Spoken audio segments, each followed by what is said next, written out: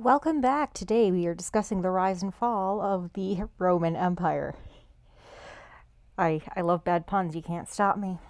Uh, just so you know, at the time I'm recording this, there's whispers of a thunderstorm on the horizon that I'm hoping doesn't knock out my power or make destructive thunder booms. And also, there is a pizza man about to show up at my house any minute for other family members, and the dog always goes absolutely bonkers when there's a pizza man. So this may be a more edited take depending. I am playing a risky game here between the storm and the dog, but that's okay because it's thematically relevant. I'm talking about a self-proclaimed gambling man. Now, I would say at this point that if Snatcher's my number one, you probably saw my first vlog on Archibald Snatcher, Roman Torchwick is my number two villain at this time. It's one of my three that I call my golden trio, my absolute favorites of the favorite. Like within, there's 9 in the WHAM Army who are the founders, and they're like my favorite villains, the ones I play close to the chest. But then there's 3 who like get me way amped more than anyone else. And Roman is the second of these. And so he is from the Rooster Teeth series RWBY, which you have probably heard whispers of, as it has gained a lot of traction. Got both good and bad press going on. I think, personally, the show is wonderful.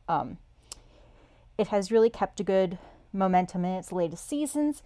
There's a lovely cast of characters. I'm so stoked to see what's up with this new pocket dimension we're visiting in Volume 9. It just looks gorgeous and trippy and all Alice in Wonderland, and I'm excited to catch up with the favorite heroines again. Basically, if you are not familiar with RWBY, it is a show that builds kind of on the zeitgeist of the Harry Potter magic school kind of genre, but then combines that with a lot of the elements you would find in JRPGs, like people who wield ridiculously different classes of weapon and specialize in them and how they band together into parties. And so came up with this fantasy world that runs on an elemental type of fuel, the dust. It has politics all its own between humans and faunus, who are humans that have animal features, like one of the characters has cat ears. And it's populated by monsters as well. There's a bunch of monsters running around, so why we need the schools is to teach combat so that the kids can learn to use their ridiculous JRPG weapons and save the world. And RWBY, of course, documents a particular period in history where we find out that there's one particular person pulling the strings for all of world history, and you got a nice plucky band of heroes who's finally figuring that out and going to do something about it. That's as simple as I can make it. It is a very long and complex story by this point. It's got 8 seasons. Roman Torchwick is only alive in the first 3, which is a pity because the animation bump from, it was decent and now it's great. The animation bump happened right on season 4, so I never got to see him with the good shading. Oh well. Roman is the intro villain, really. He is advertised as the top villain of the first season. And then it gets interesting, and this is kind of related to how I relate to him, how I have come to appreciate him over time, is over the following 2 seasons of his life, he is very much shown not to be the top dog at all, but on the bottom rung of the villain ladder in the entire world mythos.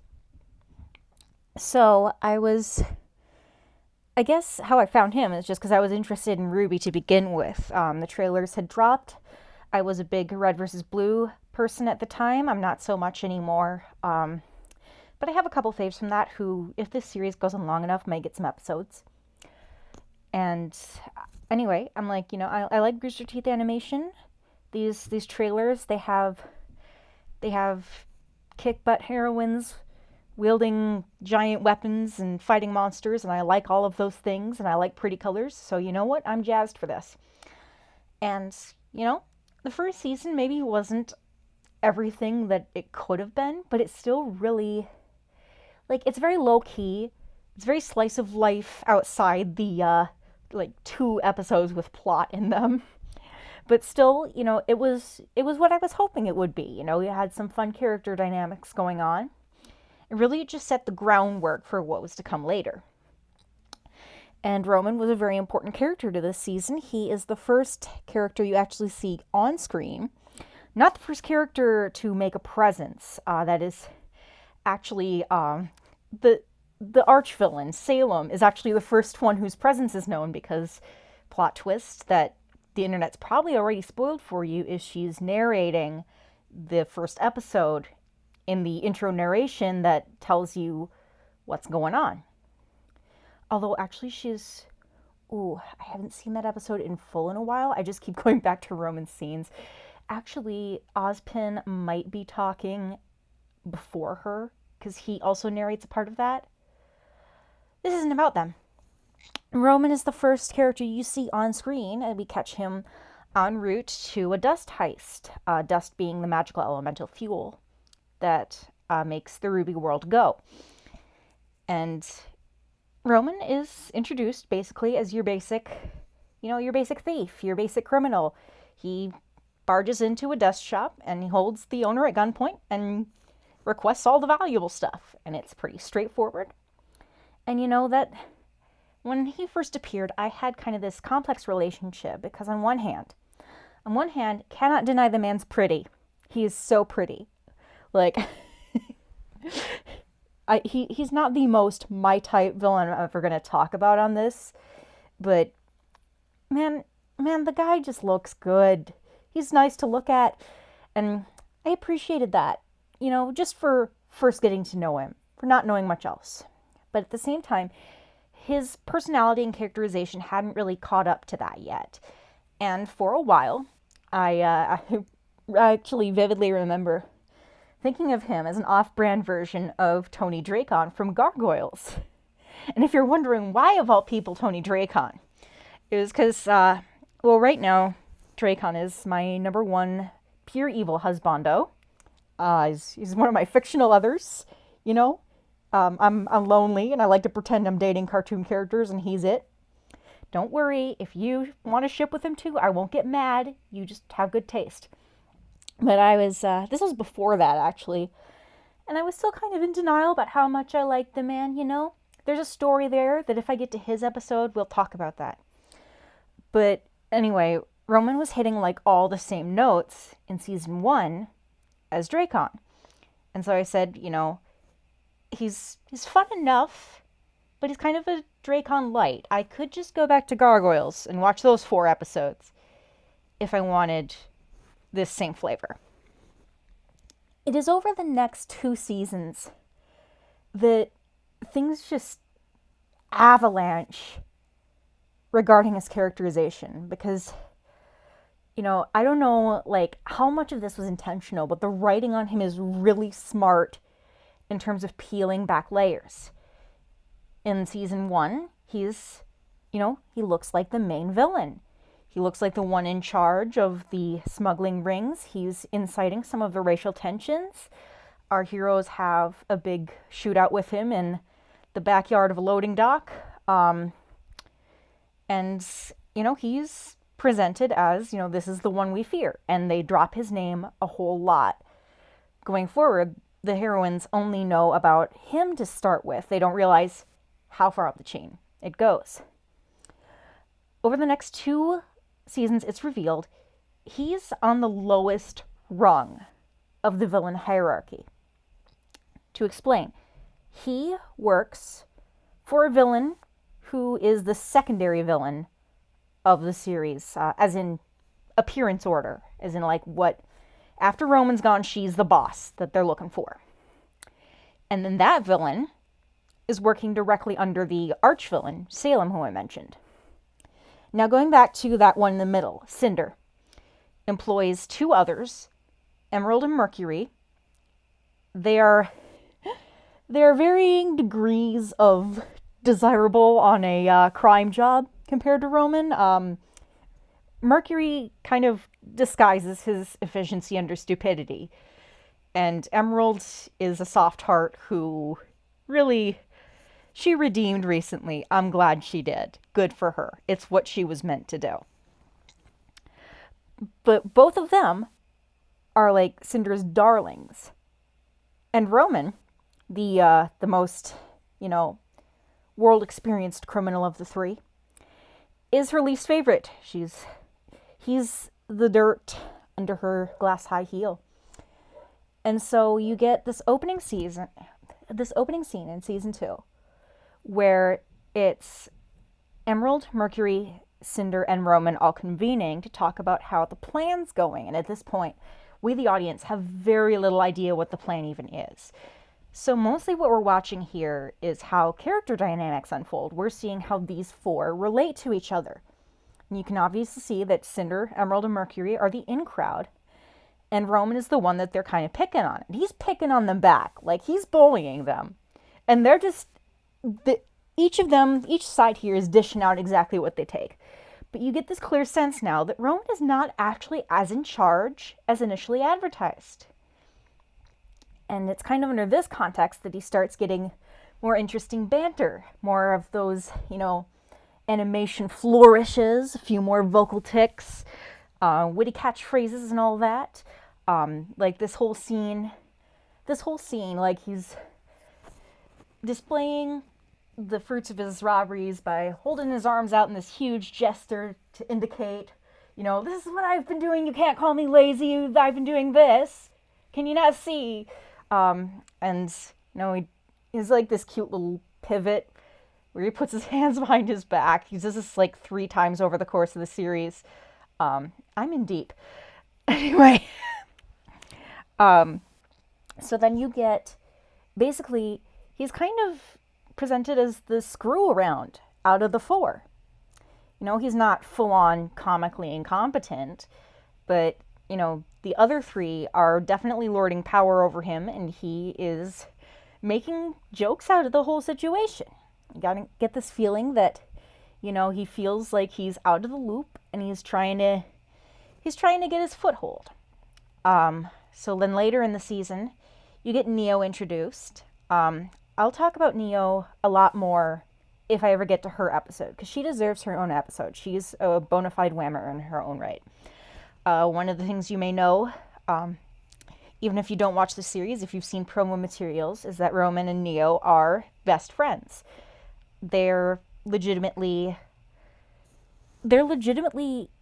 partners in crime. They care about each other. A lot of people ship them. I personally don't. I don't really like it. I see them as more of a familial bond, either father-daughter or siblings. And if they're siblings, which one of them takes the role of the older swaps by the day? I mean, Roman physically is older, but sometimes Neo has to act like the older sister. I'm just putting that out there. So you get now this new piece, because Neo doesn't really hang with Cinder's crew. And you have this new piece that Roman does not fit in with Cinder's crew. He does not fit in with the grand hierarchy where he is employed. But he does have an entirely separate friend who's more on his wavelength with his agenda, who helps him, propagate some of the tensions that he's been puppeteering, who is with him on heists, who joins him in fights, and they legitimately care about each other. And I remember after season 2, I was like actually afraid. Like I had kind of a little panic meltdown in the hiatus between 2 and 3.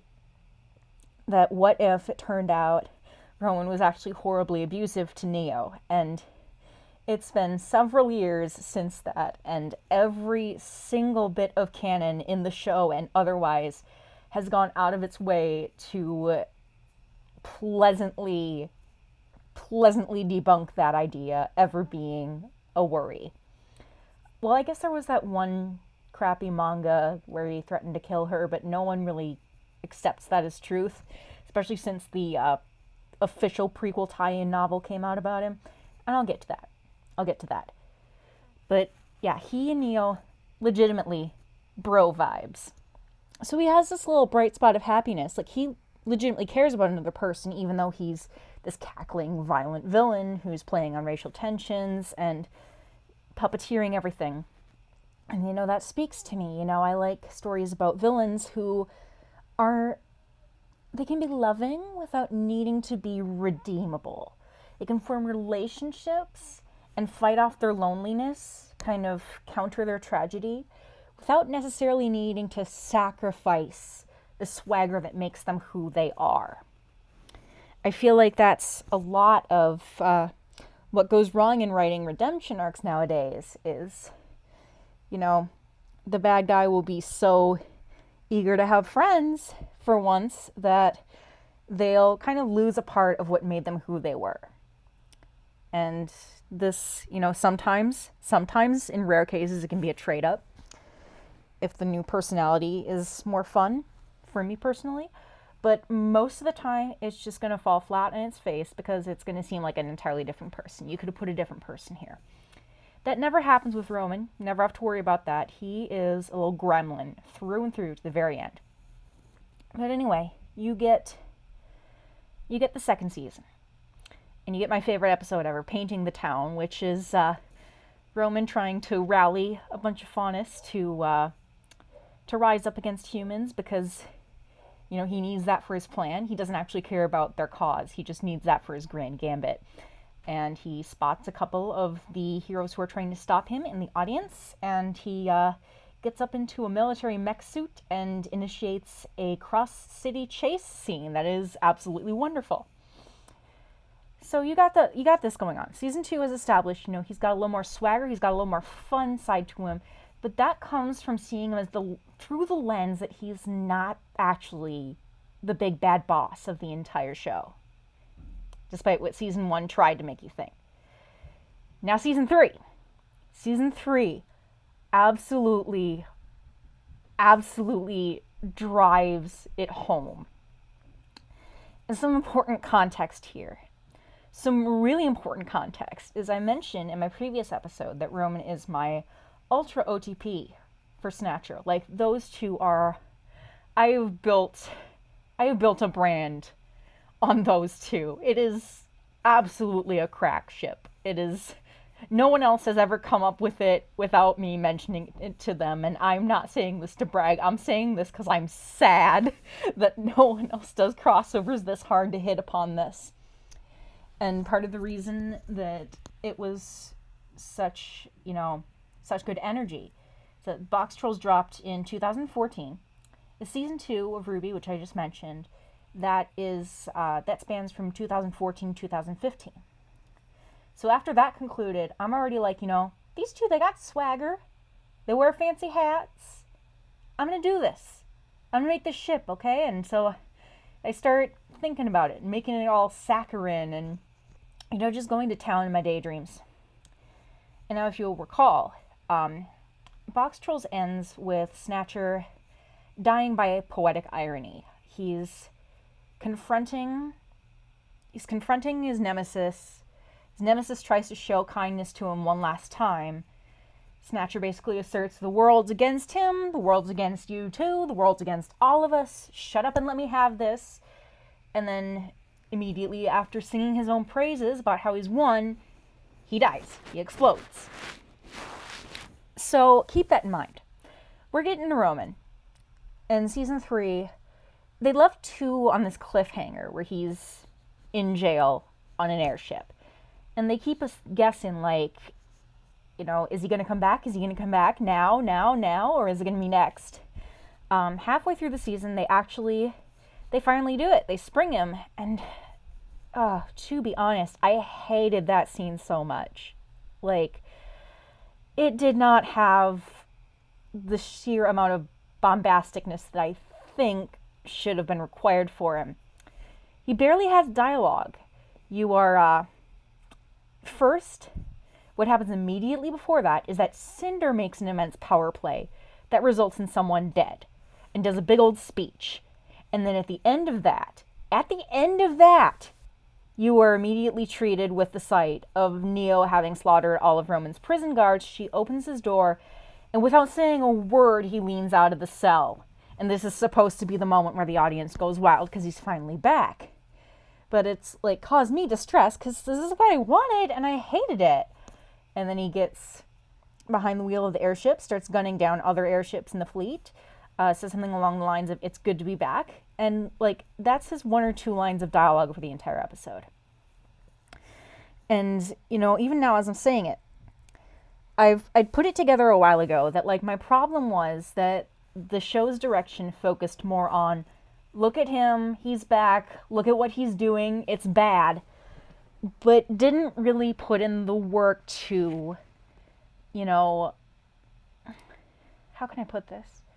Didn't put in any of the Roman-specific character tics that are like, I can see him doing these things, but how do I know that's still him in his character design? How do I know that's the guy I was missing?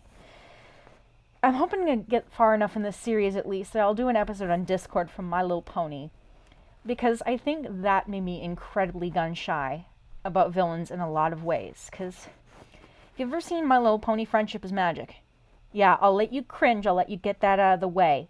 It's a fun show, it's got pastel colors, it's got a girl squad, it's got magic. I like those things. So, thing is, Discord is introduced as one of the top tier bad guys in the show.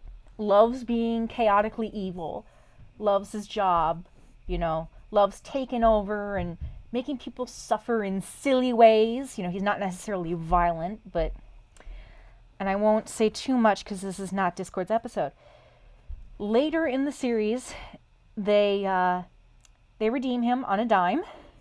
It's exactly what I talked about before. He loses a part of his personality because he wants so badly to be friends with the good guys for no discernible reason. Just suddenly he likes them and he wants to be their friend. And then there's this weird limbo of him, like, being too villainous for the redemption to take hold, but being too subdued to say that he's still the top dog bad guy. And this threw me on a big loop. Okay, so this kind of left me with this impression that sometimes if a villain's absent for a while and they come back, there is a good chance that villain is not going to be the same fun character that I fell in love with. You know, they've animated Roman Torchwick. They're saying this is him. How do I know they haven't pulled a 180 on his character to make him stupid? And I don't mean stupid like silly, because I love stupid like silly. I mean stupid like boring. Boring is the stupidest attribute a villain can have. So I'm like in this weird depression funk. Especially because it comes on the heels of Cinder. And again, as I'm saying this is only now that I'm realizing how perfect the meta-narrative actually is. Like, me not liking that episode is for a reason that perfectly fits Roman's meta-narrative, because you know what happened? It came immediately after all eyes were on Cinder. Roman blowing up those airships came after Cinder killed a main character. I was still grieving the victim of Cinder. Even when Roman makes his grand entrance return, the show still makes it so clear that he is playing fourth fiddle. He is in the back of the orchestra. That he can try all he wants, but this show is not his playground. He is on the lowest rung of the villains. And I just love that about him, because as I said, that comes with all the character in him. You know, that comes a little more with his depth. Again, over season 3, I'm having my funk after this episode, because it has treated him the same way Cinder has always treated him, as a second-class citizen to Cinder, and that's actually amazing. The next episode comes in, and I'm like going in like, oh, I'm gonna hate my favorite character, ain't I? No, it fixes everything wrong, because it is just him being a murder dork. Like, he is committing random acts of violence, framed as, has to push all the buttons on the warship control panel to see what they do, and reacts either with disappointment or with, like, he's outright squeeing, like a little fangirl, whenever he does something that causes a big explosion. And he's so happy. And it's just, that's what I was waiting for. That is what I wanted from his return, and now I've got it back, is I wanted the character in him. I'd wanted him to come and be sassy and bantery and fluidly animated, and I'd wanted him to be himself. And he was. And the show kept that up until the end. And in that end, he's finally got his depths revealed, okay? A couple things happen. Neo is taken off the battlefield before him, and she's put in a life-threatening situation that she does survive. But you can see him get legitimately scared as she's blown into the air off the airship. And, you know, that was, even before any of the tie-in stuff came out, that was cemented. No, this is his friend. This is not his abused minion. This is someone he genuinely cares about, and it screws him up immensely when she's harmed and taken off the battlefield. Now, mind you, she deserved it. She was about to stab the protagonist in the face. If I were Ruby, I would have done the same thing. So, there's no blame to be passed at Ruby here. We do not bash heroes who oppose our villains in this house unless they are legitimately jerks. And anyway, for the rest of that battle, it's just Roman versus Ruby, and they're kind of built up as the rivals, which is kind of a red herring. You know, Ruby, red herring, because, you know, the show puts these 3 seasons of work into, oh, it's Ruby versus Roman, it's Ruby versus Roman, that's always been the fight, and then Roman's gonna die in this season, and then we're gonna move on to showing off the real rogues gallery, which, you know, no shade, they're all wonderful, like, who they showed us after Roman died. No one ever lived up to my taste as much as Roman, but they're all wonderful. They did a great job of putting in good new archetypes, and, you know, just overall creating new engaging antagonists. Anywho, back to Roman. So he's on the airship, he's battling Ruby. She is asking him why he is doing this, and he finally comes out with, you know, he's saying that no one can stop Cinder and her regime. No one can stop Salem and her regime. So Roman's just doing what he needs to do to survive, because there's no possible way he can stand against them. He'd rather be the criminal of his own playground. He'd rather be going and stealing stuff just for his own livelihood. But no, these guys, they're too powerful, and they wanted him, so he can't say no. He can't back away from them. And this is his life now, as he's, you know, caught up in this particular syndicate. So, you know, Ruby is basically trying to dig into his psyche here. She's not exactly like trying to offer him a redemption road. Like, it's kind of become a fight to the death. It's kind of become past that. But she is sort of showing him a bit of sympathy, to which he responds that the world is unfair. It's against him. It's against her. It's against everyone. Are you starting to see it? So, after this, he gets the upper hand in the fight, starts bragging about how he will do what he does best, is to lie, steal, cheat, survive, and is immediately eaten by a giant monster. And I'm watching this just with my jaw dropped, because that's like a refurbed ending of the Box Trolls. They had the same arc. They had the same arc. So, you know, this made me go way more nuts with the ship than I already had been going. Like, this gave me all sorts of new ideas. Like, I'd had the ship going for a year, and only just now do I find out that they do in fact have the exact same philosophy and pretty much the same struggle with being dominated by this greater group of people who dictate their lives. The difference is that, you know, Sinatra's trying to break into and be equal to his, while Roman wants to get away from his. He wants to get to freedom and his own life, but he has kind of accepted that's never going to happen. And so, it was kind of because of this ship that Roman got propelled. And, you know, I sometimes wonder if he'd be this high if I hadn't shipped him with my favorite, but I don't know if there's any sense in asking the question anymore. Because it is what it is right now. Anyway, the point is, regardless, he proved himself so much more different than Tony Dracon. That comparison, they're the same archetype of villain in that they're the gangster crime lords, but similarities end there, They'd be good bros, but they're not the same person. And Roman is actually the more well-rounded and fleshed out of the two. So he finally made his own after my initial misgivings. And he never stopped being hot either. So, I guess what I like about him, he's got this, this carefree facade. He's always kind of trying to play with his environment, act like he's the most confident, make humor out of the bad situations that happen to him, be like sarcastic, like, oh, wonderful, she sent the kids, when the minions that Cinder likes better than him show up to collect. He's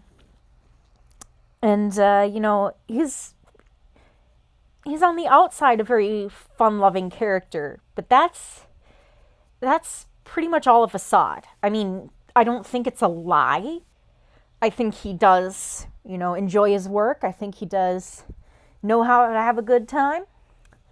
But underneath this, he's very much in turmoil, and again, without being redeemable at all.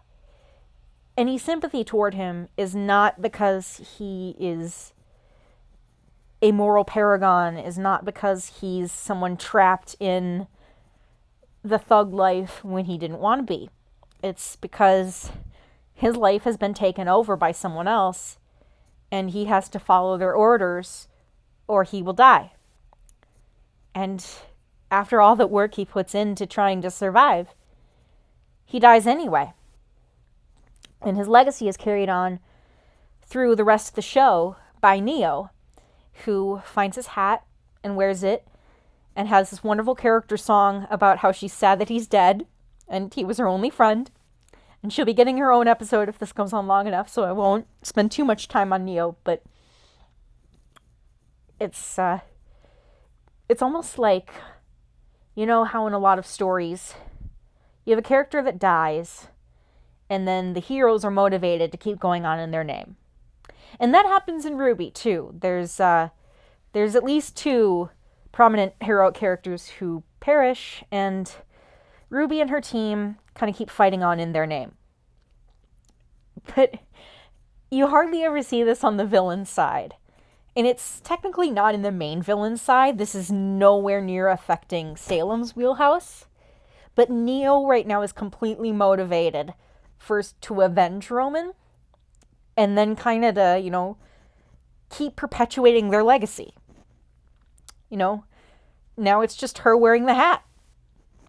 And she's had a wonderful little arc of trying to screw Cinder over underneath her own nose, trying to kind of subvert that hold that Cinder had over both of them. All the while, chasing down Ruby because she thinks Ruby is the one who struck the death blow, when in fact the one who struck the death blow was a giant burr that is now exploded into a million pieces. So we won't be having direct revenge there. So, going through, I've, made a lot of headcanons. Weirdly, Roman is one of my favorite characters to whump. I cannot explain this to you. I can tell you that when I read Roman Holiday, I found out that E.C. Myers likes to do the exact same thing. Like, there's hardly a battle that he walks out without bleeding. That book was wonderful, by the way. Only a couple complaints. It throws in a little for the Roman Neo shipping crowd, but the story presented in the book itself, I kind of feel makes it less credible of a pairing, weirdly enough. But they're just bros to me, so it's not like it matters.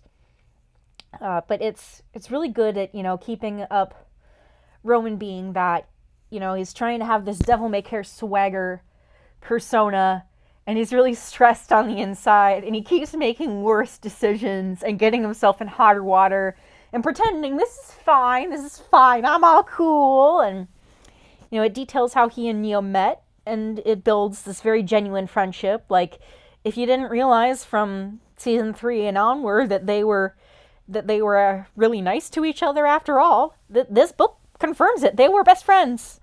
And so, yes, Roman, horrible person who actually has the capacity to care for other people who are on his moral level. And so, I would recommend the book very much. I feel like the climax was a little bit soft, as it kind of involved defeating another villain by selling them out to the news outlet instead of actually, killing the other villain.